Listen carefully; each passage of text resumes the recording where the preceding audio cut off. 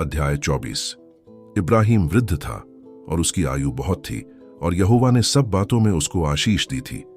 सो इब्राहिम ने अपने उस दास से, जो उसके घर में पुरनिया और उसकी सारी संपत्ति पर अधिकारी था, कहा, अपना हाथ मेरी जांघ के नीचे रख और मुझसे आकाश और पृथ्वी के परमेश्वर यहोवा की इस विषय में शपथ खा कि तू मेरे पुत्र के लिए कनानियों की लड़कियों में से, जिनके बीच में रहता हूं, किसी को न ले आएगा, परंतु तू मेरे देश में मेरे ही कुटुंबियों के पास जाकर मेरे पुत्र इसहाक के लिए एक पत्नी ले आएगा।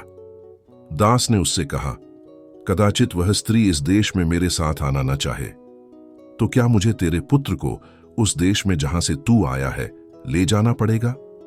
इब्राहिम ने उससे कहा, चौकस रह, मेरे पुत्र को वहां कभी न ले जाना। स्वर्ग का परमेश्वर यहोवा, जिसने मुझे मेरे पिता के घर से और मेरी जन्मभूमि से ले आकर मुझसे शपथ खाकर कहा कि मैं यह देश तेरे वंश को दूंगा, वही अपना दूत तेरे आगे आगे भेजेगा कि तू मेरे पुत्र के लिए वहां से एक स्त्री ले आए, और यदि वह स्त्री तेरे साथ आना न चाहे, तब तो तू मेरी इस शपथ से छूट जाएगा, पर मेरे पुत्र को वहां न ले जाना।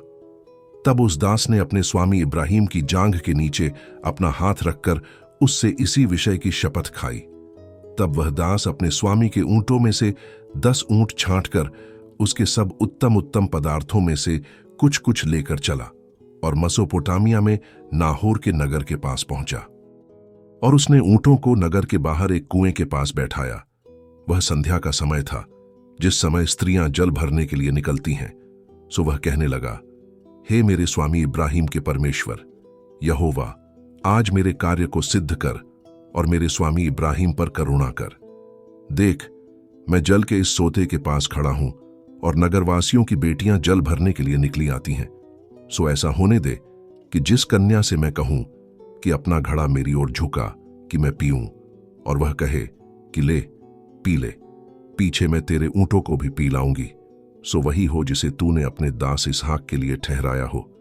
इसी रीति मैं जान लूंगा कि तूने मेरे स्वामी पर करुणा की है।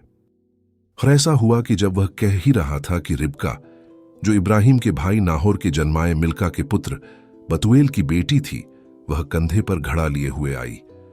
वह अति सुंदर और कुमारी थी और किसी पुरुष का मुंह न देखा था।